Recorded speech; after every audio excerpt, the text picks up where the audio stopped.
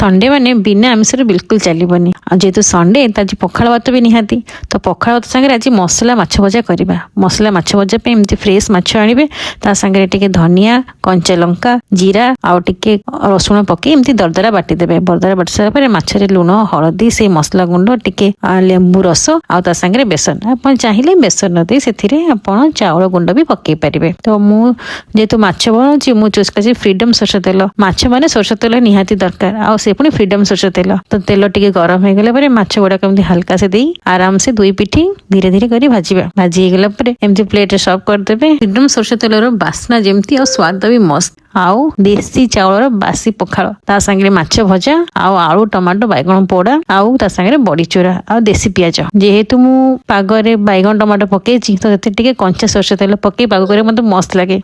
बैगन टमाटो पाग को एमती मस्त सरसो तेल पके भल से मते बास्ना मस्त लगे। आ संगे टे बड़ी चूरा भी टे कंचा सरसो तेल पकेबे। आम ओडिया सब जिनस टे कंचा सरसो तेल पकेले बढ़िया लगे ना। तो पखाड़ को तो उड़ीबो पूरा। अलग प्रकार लाଗୁଛି आज। ये भी सेम नॉलेज माउथ